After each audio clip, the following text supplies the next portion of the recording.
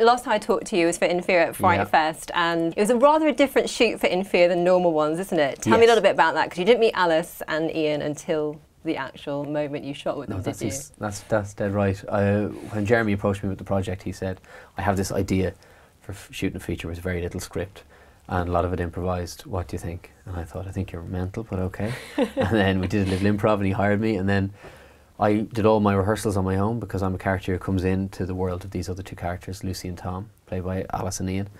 And that was the first time that we met. I literally opened the door, got into the back of a car, and they were like, who are you? Who the hell are you? And that was a fascinating way, because you had no idea of how exactly they were going to react to you, or how, you know, the dynamic was going to work, but thankfully it worked pretty well. Now you were filming in Cornwall, weren't you, for that, and doing a lot of night shoots, so what was that like? It was 3.5 weeks of solid night shoots in Cornwall, to the point that we had a hotel that we stayed in, a lovely hotel, and I never saw the view. For the whole time I was there, and said, oh, it's a beautiful view, we're right in the bay here. I'm like, I'm sure you are, but to me it's just pitch black. So, and then every day, and then on the very last day we saw it, and it was a stunning view. But, you know, because we shot literally we needed darkness for nearly the whole movie. So it was solid night shoots, and then by the time you got home, you were in bed before the sun came up. Oh. It's like living like a vampire. So if you would do a Dracula movie now, you know what I know exactly how to do it. Yeah. Exactly. Yeah. It's understated in every movie the vampires in that they can never appreciate a view. You never see that in movies. Like, I wonder what it looks like in the morning. Definitely. No, if you do one, that's got to be part of it. I'll be like, oh. Yeah, you see this concept. What is the disappointment? The view. I never got to see the view. Definitely. Yeah. Now, you were filmed in December as well, didn't you? Although the actual film itself is set in springtime. Yeah. So what was it like shooting in December as well? Very dark and cold. Yeah, I think it really suited the mood of everyone involved in the movie as well. You know, it's quite a dark movie, and the fact that, you know, that cold, it kind of brings a certain tension to your body anyway. And when you put it into a car, a freezing cold car at that, because all the cameras are pitched outside it when you're driving along, it was it was pretty tough shoot, I have to say. There was a scene of myself and Ian, and there's a big fight in a forest, and that we shot that on the 14th of December, and it was, I think, -8, and we shot from 2 AM to 5 AM. Yeah, I hated Jeremy Lovering, the director, that day. I really genuinely hated him, because at one point we come to the end of the day and he said, just kneel down for this part of the scene. And I looked up and I went, really? Okay, it's like that. Why don't you just kneel down here?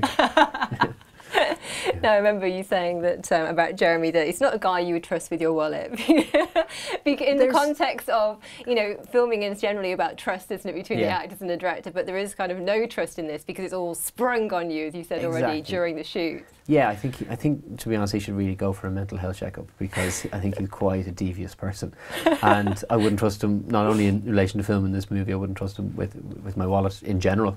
That's wrong. Jeremy's a lovely guy. I'm joking, obviously. The way he shot the movie was that he was constantly playing tricks on all of us, and that does take its toll in relation to how you trust a director. When he comes up to you and says, this is going to happen, you're always on the back foot and not knowing exactly whether to trust him or not. And that added in every way. He'd take Ian away and talk to him about something and come back, and you'd feel, why didn't he talk to me? And he played that game constantly with all of the cast. So he's good at playing games. Yeah. Well, it works very well in the film, I must say. It serves it very well. Now, I was completely freaked out when I watched In Fear. It's one of those films that you're kind of on the edge of your seat, gripping it all the way through. And I wondered how wary you are now of going for a drive in the countryside. Well, I reckon after the movie comes out, I'm afraid that I probably will never get a lift again. Who worried about that? Bad things happen when you're in cars. Yeah, I don't know when. It'll be interesting to see whether it affects my ability to get lifts, or if people even give me lifts. Taxi drivers, I'm worried about that if they go to the cinema.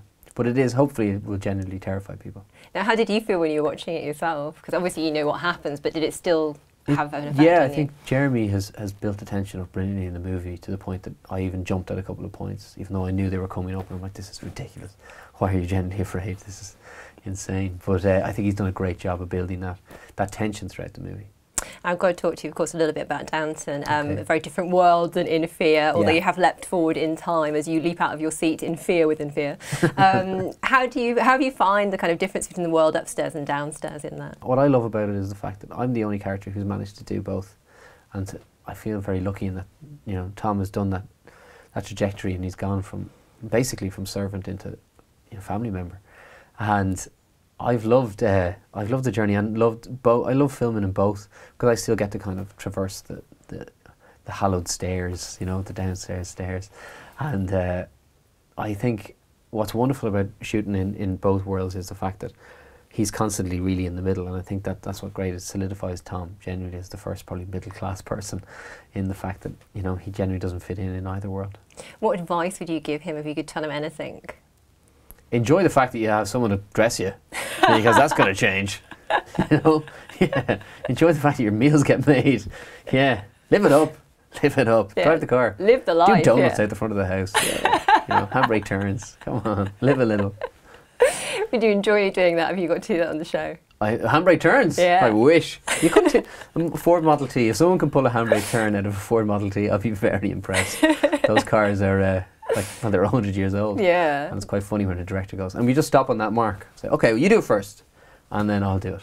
And then they go, you know what, it's okay. Anywhere around there is fine. I mean, what would you like to see happen going forward? 'Cause obviously we're quite a way through Series 4 now. Yeah. We've a Series 5 and so forth going onwards. Yeah, it'd be interesting for Tom. I mean, what's been spoken about in the episodes that's been shown recently is whether he'll even stay at Downton. So it'll be very interesting to see if that is the case. Are we likely to see you in a Christmas? How likely are we seeing a Christmas episode or I a don't Series think Tom 5? Do you is think? disappearing in Series 5. 5 or a Christmas episode, yeah. Christmas, I think it'd be nice if Tom was still around at Christmas. And Series 5? I think it'd be nice if Tom was still around at Christmas.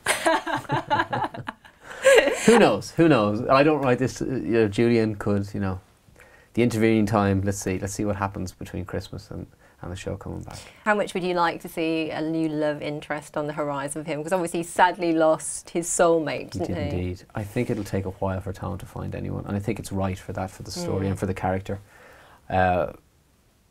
Yeah, Sybil and Tom had that kind of element of star-crossed lovers, and that doesn't come along very often. And I think for him it'll take quite some time to get over that and to find someone as special for Tom as her. When you lose a character like or an actress like Jessica and of course Dan left as well, Dan Stevens on the show, how does that feel as one of the actors who's left behind, bereft that they've gone? You miss them as friends, you genuinely do, and you miss their time on set with you.